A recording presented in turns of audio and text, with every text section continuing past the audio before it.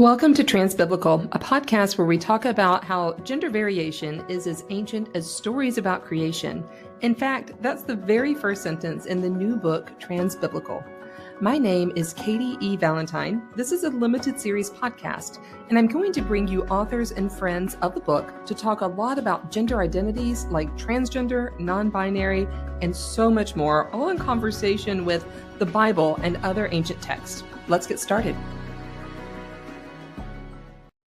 Hi, everyone. We're back for another episode of Transbiblical, and I'm so excited. You're all going to be so excited to have Joy Ladin here. And Joy is so well known in this community, and she is the author of The Soul of the Stranger, Reading God and Torah from a Transgender Perspective, among many other books and collections and poems and everything. And if you haven't read that, pick it up now. So Joy, welcome. Thank you so much, Katie. And I just wanted to mention that The Soul of the Stranger is in the middle of what I think of as a series of books in this ongoing project of thinking about trans identities in relation to religious tradition and spirituality. The first book was a memoir of gender transition through the door of life, a Jewish journey between genders, and then The Soul of the Stranger. And my most recent book is One Side of Nature, Reading God and selected essays on the transformation of gender. I love it. And so everyone can get the trilogy there and put them on their shelves along with Transbiblical. So, well, tell us a little bit about who you are and what you do. So I am a poet and writer, and since my transition have been busy writing and speaking and teaching about trans identities in general, and particularly trans identities in relation to religious traditions, because my claim to fame for a long time, and for many people still, is that when I transitioned, I was a professor at an Orthodox Jewish university, Yeshiva University, and I went back to teach there after transition. So the university did not change their commitment to a conservative, sacred version of binary gender, and I didn't deny that I was trans. And so I had years of learning to live at this place where two different ways of understanding gender, one of which didn't have any room for a person like me, and the other of which was foreign to me also. I don't think of women and men the way Orthodox Jews understand what it means to be a woman and a man. And we often think of those as being in a kind of binary winner-take-all conflict. It can either be one way or the other. Trans people either need everybody to be doing gender in a way that includes us. Anything else is oppression and injustice. And religious people need gender to be done in ways that they hold sacred and that are, foundational to their communities and their traditional practices, and they can't do anything else. And I think that sense of irreconcilable conflict, and there can only be like the show Highlander, where the tagline was, in the end, there can only be one. So they all have to keep killing one another till they get to the last one standing. And my experience at Yeshiva University taught me the opposite, that there's never only one. My Orthodox Jewish students weren't just binary. They were practicing a very particular form of binary gender, which was foreign to most of the New Yorkers who were outside the door of our building, who were practicing in terms of dress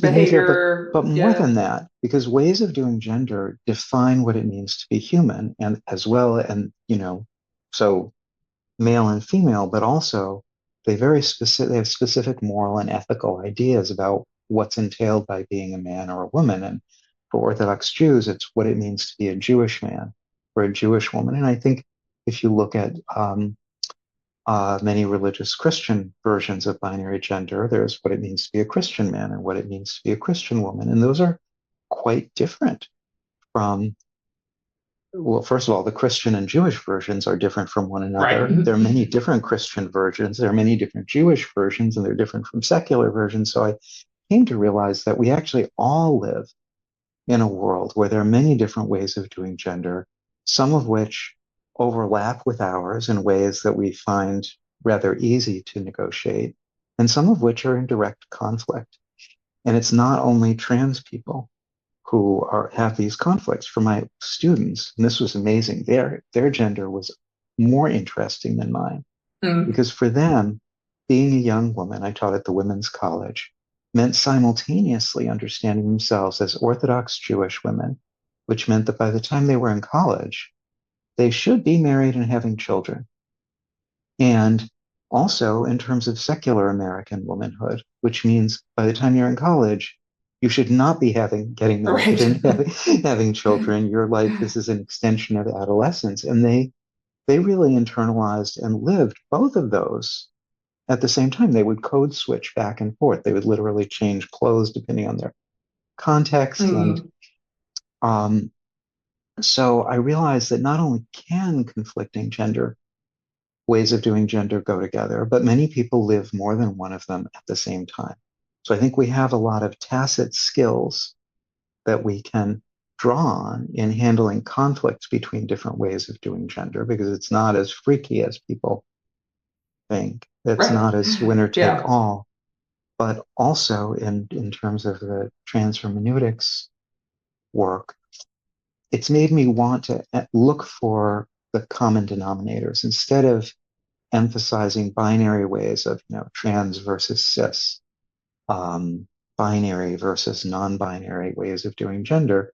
It's made me wonder, well, what do all ways of doing gender have in common with one another? And how can we use that common ground as a way of understanding people who do gender in quite different ways, even hurtful ways from us? Because we have things in common. How can we understand what they're doing? And how can we manage it, not resolve conflicts, because different ways, it's like different religions. We're not resolving all religions into one religion. I think we've gotten over that delusion. And we're not Yeah. resolving all genders into one way of doing gender. So how can we manage conflicts, minimize harm, maximize freedom, and generally live together? Well, you're so gracious, and that comes through. It certainly in this teaching experience that you're describing, but also in your work and what you're offering out there to the world all the time. So tell us, why did you say yes to this volume, to Transbiblical? Well, I had been working on trans hermeneutics for a while, partly because as an outgrowth of The Soul of the Stranger, a lot of the Soul of the Stranger was intended to try to, as an attempt to create a common denominator way of thinking about religious tradition and trans identities, and to try to show that those did not have to be in conflict, based both on my personal experience of growing up as a religious person who was also trans. And for me, they were essential. Both of them are parts of me that I can't give up.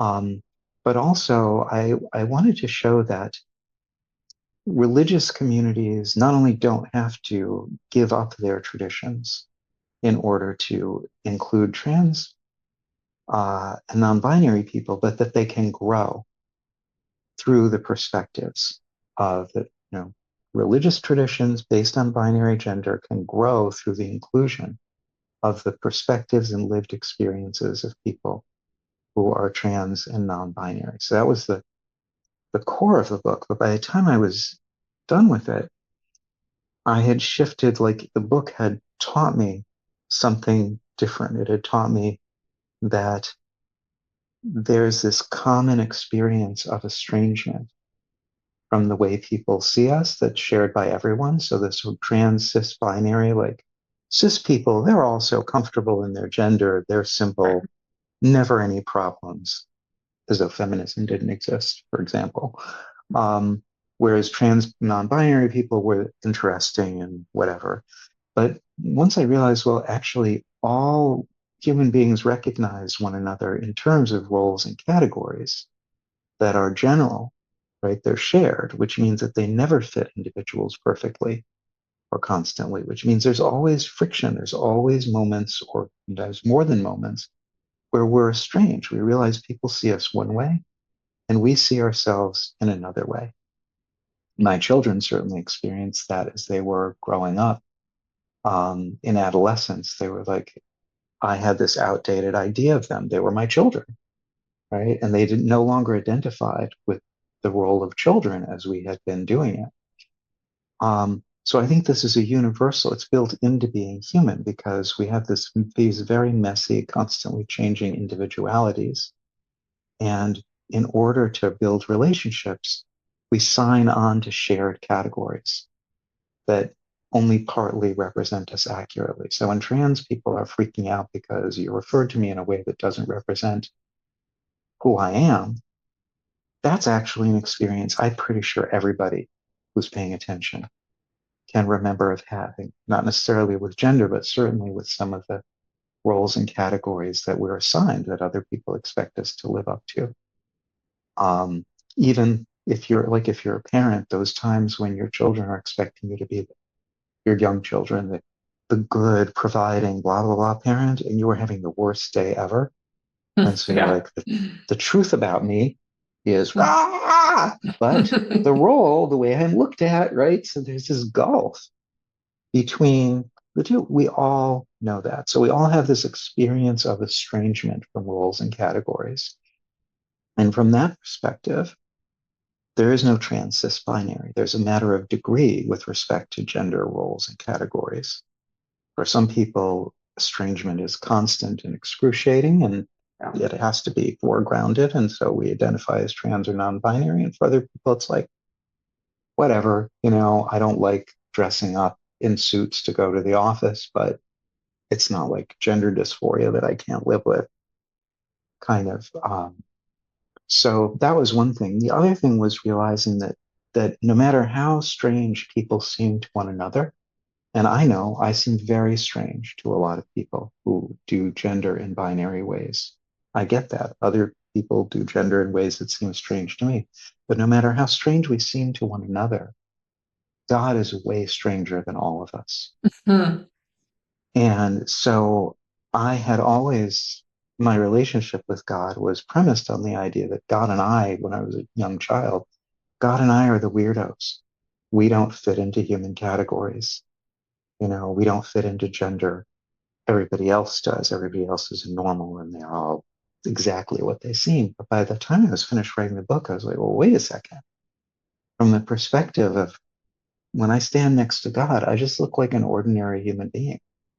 So Mm. do trans people, because, God can't, for example, hand out prayer books at the beginning of a service or spill food, at the after service thing, and can't sing with us and all these things. But any human being can. I know people have physical limitations, but human beings are all less strange from one another than God is strange to us. So if you're a religious person and you have a relationship with God, you know how to relate to someone who is absolutely different from you, who is absolutely strange to you. You know how to love that person. You know how to build your life around asking yourself, well, what does God need from me? How can I make God comfortable in my house, in my life?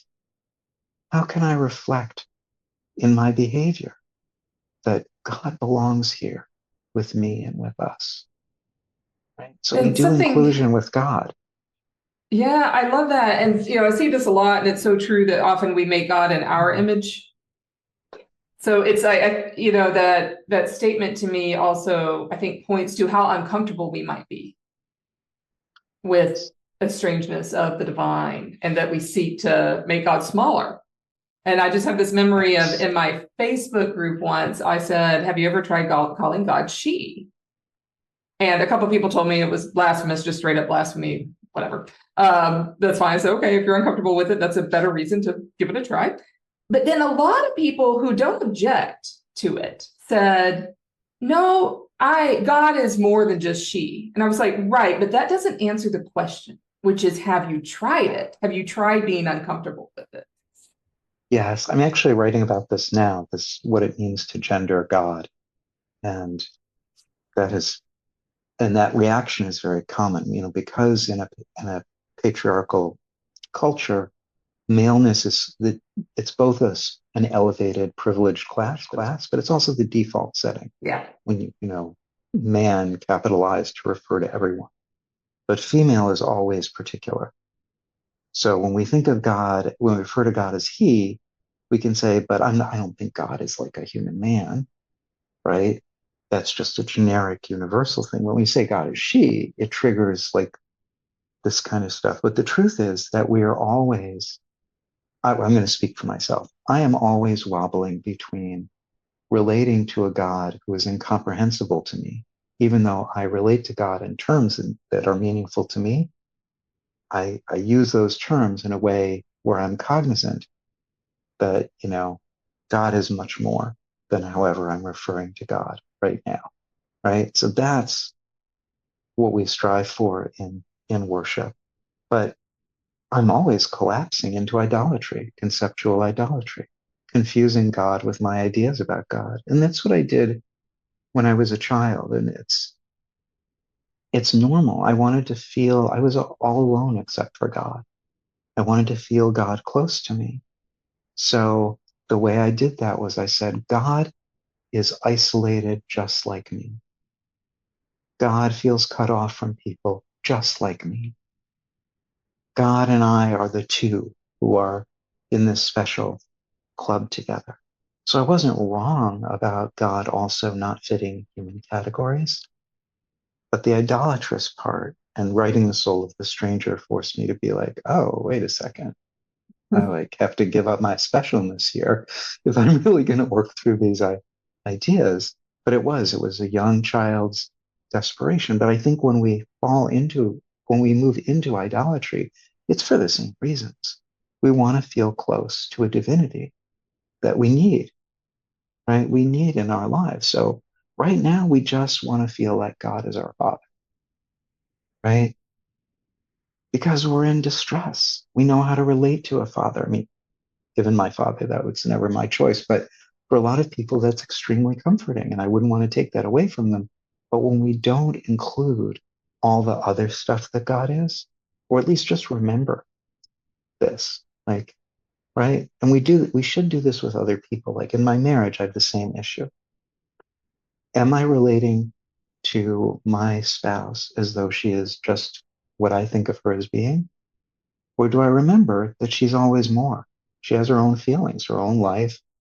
There's what's going on with her right now, right? And when you're with somebody a lot, it's easy to go on automatic pilot. Or I just want her. I'm caught up with me. I don't want to think about who she really is, right? So that is lapsing into the human version of idolatry in my marriage. And I always have to keep waking myself up. With God, it's harder because the beyond stuff is scary. And it requires me to recognize my smallness, not just my, this or that need that's leading me toward God, right? But also the fact that God is beyond all of my needs, was before all the beginnings and is after all the ends. And, it's not cozy to remember that. But when I forget that, I'm not actually relating to God. And I'm relating to my projection or conception of God. I love that dynamic, right? That keeps us on our toes in a good way, so that we're always hopefully growing and challenging ourselves in our relationship with the divine. Which, yeah, it's easy to put that on a back burner or put it in an idol, so to speak, like a literal idol, right? A little literal painting or something, and let that become our reality instead of always expanding it. But yes, wonderful and thought provoking. Well, in your chapter in Transbiblical, you do talk about some of this, but one of the things I just love about your chapter is that you give people a bit of a how-to. So tell us Tell us, someone reads your chapter, what are their takeaways going to be that you hope? Thank you. So there are two overall takeaways. There's a part of it that's the sort of reckoning with existing scholarship. One of my friends was desperate for me to cut all of that. He said, "No, this is also like something you have to do." Um, but my goal was two things that are contradictory. One is I wanted to develop, promote a way of thinking about and studying and learning about traditional sacred texts that moves trans and non-binary people and experience from the margins, like, oh, let's not forget to include our trans and non-binary friend over there, but it moves it to the center because it demonstrates how these perspectives can be a source of insight.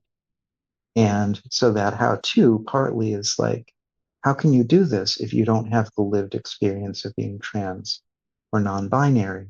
So it's trying to not school people, but give people simple techniques for recognizing their own experiences of estrangement from categories and stuff, right? But when you're doing that work, your local resources are going to be your trans and non-binary people who are there because they know what this is like, right? They're a shortcut for us. And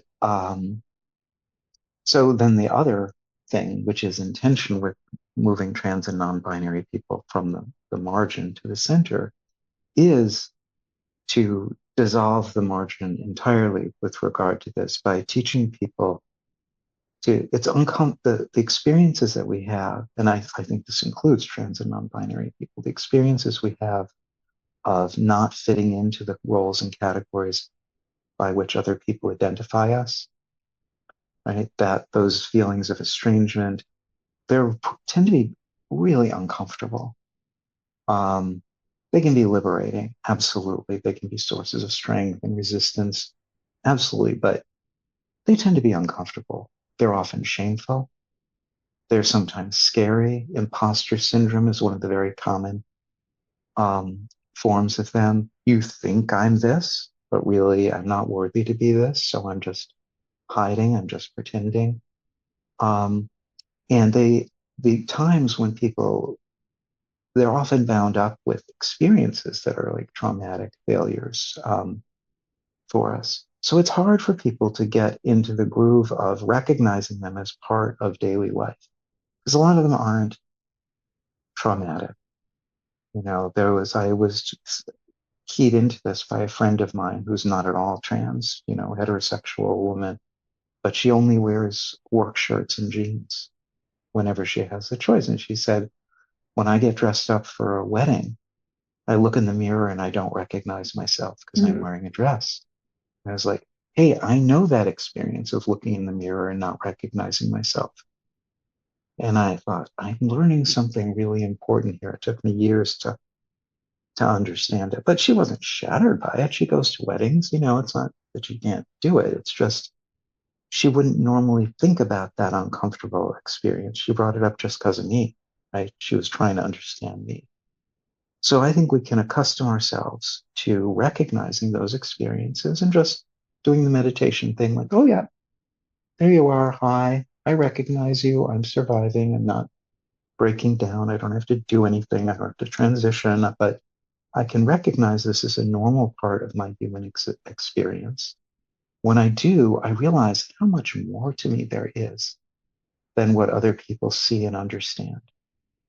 That can be terrifying, but ultimately, it's a source of wealth, right? It's a source of richness and possibility.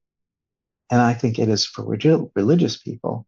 If you want to look for where the image of God is in you that you're supposed to be created in, since God doesn't fit human categories, the part of us that's in the image of God is a part of us that's beyond human categories and roles. So when we learn to recognize those uncomfortable moments of not fitting, they may feel lonely in terms of humanity, but I think they bring us closer to our relationship with God because that's like the umbilical cord that connects us to God. in us are those moments where whoa, I don't fit this human stuff. I'm so much more than it. So by doing that, I think it dissolves the sense that there's a margin where people who are weird and strange go, and that there's a center where people who are all the same go.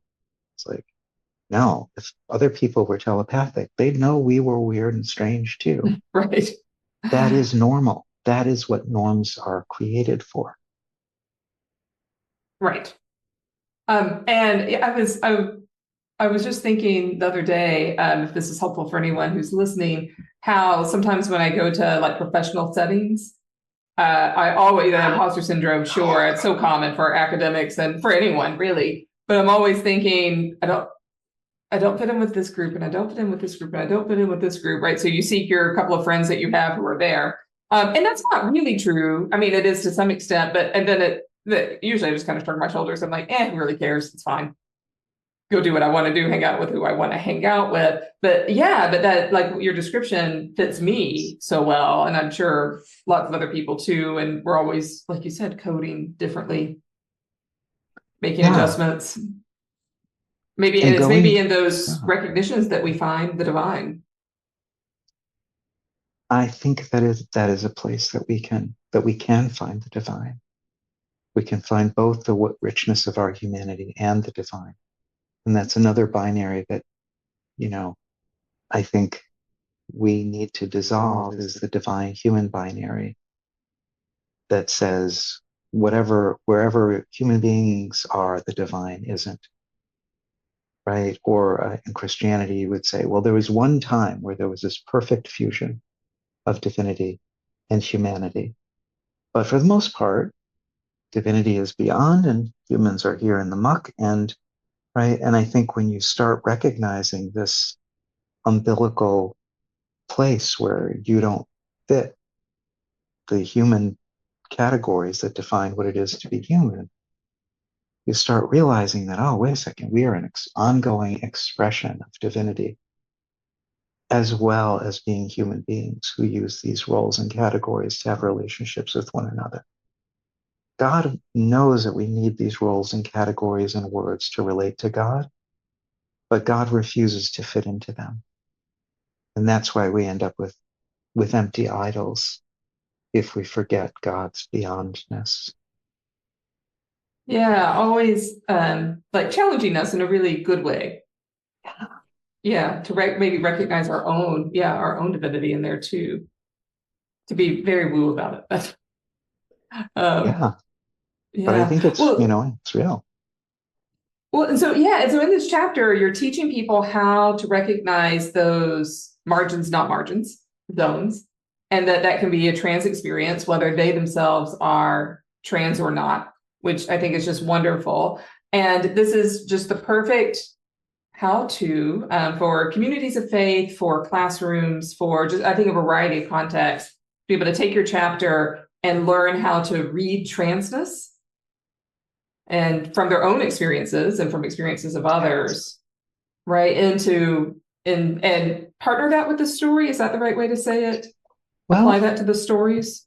What I would say is, once we recognize that our own experience of being human is this ongoing friction between all the stuff that we are and the roles and categories that make us intelligible to other people, then when we read holy, sacred texts, we can recognize that whenever somebody in those texts is named in terms of a role or category, if they're actually human, they have the same experiences that we have.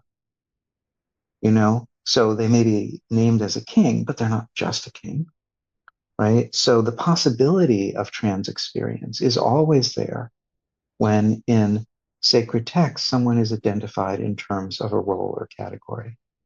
And when we do that for trans and non-binary people, it means just because somebody is identified as a man or a woman, we don't have to read that as denying that they're anything else. And in fact, I don't believe that it is a denial that those people were anything else. But it can attune us to, because in many sacred texts, which are about going beyond the norms of humanity, I don't know about your life, but my daily routine doesn't feature eruptions of divine presence, Not right? generating. Yeah. I can live years without recognizing, even though I will tell you, yeah, of course, God's everywhere, God's present, but I don't have to recognize it. And in many sacred texts, the purpose is to make us aware of the exceptions to our human experience so that we can emulate them. And a lot of times those are staged by people behaving in ways that are contrary to the roles and categories that they're identified with. When God says to Abraham, kill your son, the one you love, the one you especially love, that's a particularly horrible example of it. But there are many less dramatic examples where we also see the way that divinity gets into people's lives are at these moments of tension. The book of Esther, which does not mention God, doesn't appear in the book of Esther. We have to project God onto that book. But it's all about Esther passing as non-Jewish and then having this crisis of the trans experience of passing. Then do I come out?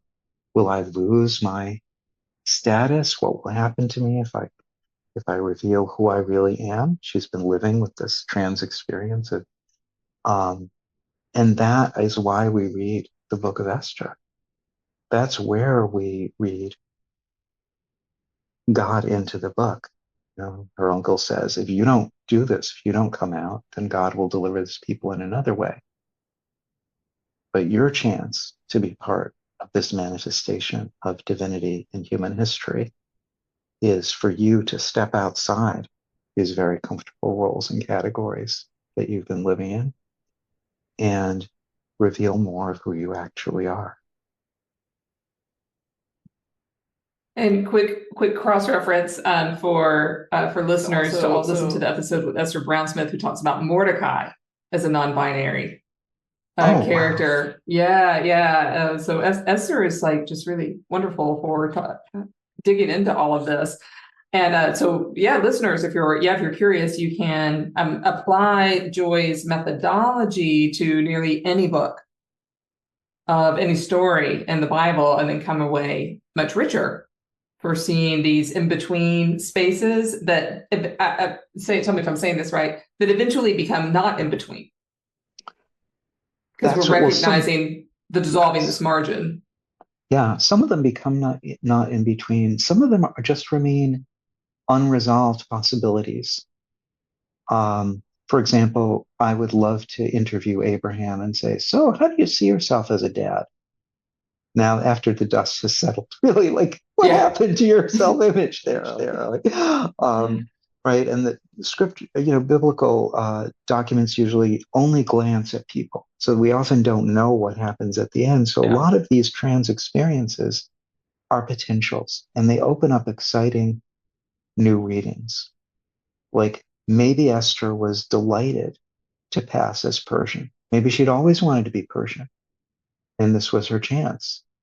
Maybe she was delighted to be queen, right? What woman doesn't want to be queen? Maybe she was nauseated by it, but she felt like she didn't have a choice. These are both two different ways of understanding trans experience. There's Esther's role, and there's how Esther feels about it. And when we realize that that knowing the role doesn't tell us how the individual feels about it, then often it generates possible readings that can be really cool. We don't know the truth. We can't interview Esther or Abraham, but we can suddenly imagine, we see that one story, one paragraph, like really one sentence, is actually multiple stories that are all possible and which we can't confirm any of them. And when we look at those possibilities together, it's like stereo vision. What we see is the fullness of the humanity of the character, who the text just refers to as the wife or the husband or the father or the spouse, the queen, whatever. And suddenly we see this, whoa, you could be this. You could have been, you could be feeling this. You could be feeling this. And then usually the sacred story moves on. But we can see it through the fullness of our own humanity and recognize the fullness of the humanity that the text is just gesturing toward without making us read it one way or the other. feel like you're opening up biblical interpretation to be a multi-world experience where, and my experience in churches and among Christians is so often we want to know what is the right interpretation or what's like the final, what's the ultimate interpretation. And what you're suggesting is that that's not the way to necessarily read these, that there's multiple possibilities, and that's part of the transness of the stories. And I would say it's not a binary. I think this can be done in addition to other practices, because there are reasons to want to say, but for our purposes as a community or for as people who want to learn from this, there are times you don't want to see multiple possibilities. But when I think about how God sees me, knowing the messiness of my humanity, when God looks at me as in terms of my roles in the world, God has to see me in terms of all of these different things at once, right? I'm a teacher who loves teaching and I'm bored with teaching. And right now I really need to pee. So it's painful to teach. And, I'm all of those things at once. And from a divine perspective, I really am all of those things at once. But from a human perspective, I have the burden and the privilege of being one thing at a time. So I think that there are things that people who want to know the reading, they need to know the reading. Like you don't want to make ethical decisions based on, well, this could be right, this could be wrong, right? There are times when that's what you need to do, and there are times when you just want to learn something and put it into practice in your life. I don't think they're mutually exclusive because these are sacred texts and they are manifold in the ways we can intersect with them. They need to be, otherwise they can't fall through thousands of years with humanity and still have meaning. And for where we are in the world right now, the world is quite different now than it was when you wrote this and when we submitted manuscripts. So this work is so important, and I don't know that if your work has changed or not in the past few months since everything has gone haywire. You've been doing this work for a long time, for years and years and years. So you've been, I think, very consistent with your own evolution and talking about that. And like you said, you were different at the end of writing The Soul of a Stranger than when you started, and you saw new things. And you talk about that a bit in this chapter. The question from the rabbi that prompted your teaching methodology. So that openness. But yeah, is there anything that you want to speak about the importance of this kind of work in the world right now, 2025 and beyond? Yes. Well, I actually, from the 2016 election, that was when I had the sense that the way that the discourse around trans inclusion, the way trans people were talking about trans and non-binary identities, as well as the way non-trans people were talking about this, that this was bad, that it was generating enormous amounts of anxiety and some rage and promoting binary understandings of human beings. Well, you're either trans or you're not trans, right? You're trans or you're cis, you're this or you're that. There are two ways you can either live in a community, and we just have two ways of being human in our community, or you don't have that at all. Men and women disappear as categories, right? All of these binary ways of thinking, often we fall back on binaries when we're afraid. Trans and non-binary people, we're always afraid. We're always afraid of being erased. We have been erased. Like we have to come out. We're erased unless we make ourselves visible. But when gender changes, when ways of doing gender change, non-trans people often have the same fears as we do. This is actually common ground. Like, but wait, if I have to change my whole way of understanding humanity and myself and everything for you, I'm going to disappear. I'm going to lose my way of being human. I'm going to lose my relationships. Right? We weren't talking about that. There was no space to talk about that. Talking about trans inclusion was like the phrase trans inclusion. It's how do we include trans people? It's not how do we include people who do gender in a different way, or how does including and recognizing people who do gender in a different way, how does that affect people who do gender in traditional binary ways? It's a real question. So I saw this as particularly exacerbated in religious contexts where the stakes are so high. But I started trying to work on this, trying to do speaking in conservative areas. It was not a great success, but I was doing outreach and trying to develop ways, because I didn't have a way of thinking about gender. The way I'm talking now is, well, there are many ways of doing gender. I didn't have that perspective then, right? So I just knew that we needed a more comprehensive way to think and talk about gender to reduce anxiety and keep it from being this thing where you either get to do gender your way or you have to do gender my way, which is what we have right now. And like I say, I think trans inclusion efforts have inadvertently promoted this. So I see this work in trans hermeneutics as being a way of trying to offer an alternative to that. It's not focused on ways of doing gender. It's focused on expanding the recognition of common ground is one of the ways of doing it. But my current project is developing pedagogy, and I'm writing stuff about this. I call it Beyond Babel. It's like you think of I'm always going back to the Bible, right? So the origin of diversity is not DEI. The origin of diversity is God confounding the language of the people of Mm-hmm. Babel who had one culture and one tongue. This was God's idea. It was not a human idea. People of Babel were building the darn tower because they didn't want to diversity. They were afraid of losing their homogenous, unified culture. And God was like, screw that.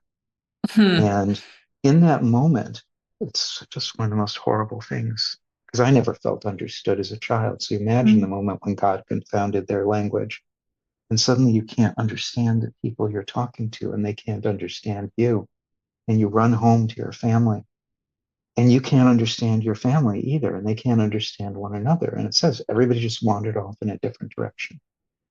And then they immediately created other cultures where they they did have shared language and shared understanding, but they were in a world where there were many cultures and many languages and many ways of doing it. So binary gender forms tell us we can all live in a before the Tower of Babel world where there's this universal way of doing gender. And because they're rooted in physical features, right, in physical male and femaleness, for many people, if you identify with your binary gender role, you can go to very different cultures and be recognized as a man or a woman. But you have to ignore the fact that man or woman means totally different Yeah. things. So I imagine like an anti-trans feminist like Kathleen Stock talking with the Pope, and they would agree that the Pope is a man and Kathleen Stock is a woman, but they would mean utterly different things by man and woman. She would see him as an embodiment of patriarchal oppression, and uh, he would see her as this, threatening the sacred form of gender that he practices. And she would see being a woman as meaning you have agency and individuality and you should be able to fulfill all your potentials. And he would see being a woman as meaning you're designed by God to complement a man and form these family units. And right? There's nothing in common there except the bodies. So binary gender gives us this fantasy of a Yeah. pre-Babel gender. And trans people like me, we grew up with a binary gender world. So a lot of trans activism is based on the idea that we should have that. We should have a universal form of gender too, but nobody has it. So that's what I'm Yeah. trying to work on. So the illusion, yeah, the illusions of these forms. Right. And we If we think can we know let, what they mean, but we don't. Yeah. we don't. And so if we let go of the idea that there's only one way of doing gender for anybody, and we're and focus on living in the world, the post-Babel world as it is, which we all know how to live in because we've never lived in another world, then I think we can get through this. But as long as we keep thinking about inclusion in these ways that promote binaries and anxieties and make people feel like they have to change their own ways of doing gender for the sake of a tiny group of strangers, or that I have to change my way of doing gender just because you don't understand it. Neither of those, that is just going to keep promoting the kinds of feelings that did feed into the last election and are feeding into the repression.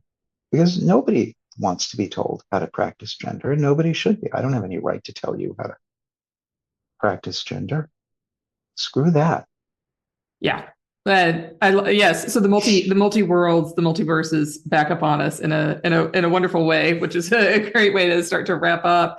Well, where can people find you? Are you active on social media? Um, no, I'm supposed to be, but I post things on Facebook, but usually it's just like events or sharing articles that I think are good. That's fine. We'll put Um, that link below. my website, though, I have links to a lot of my writings and talks and Okay. things, and that's www.joyladin.com. Perfect. Hey, there's many ways to perform presence online too. So no Well, one way. You I'd don't like to have to be learn active on it. Facebook. Good. Thank you. Lovely. Well, it's so nice to talk to you. Thank you for everything you do. And I can't wait for people to get a hold of your chapter.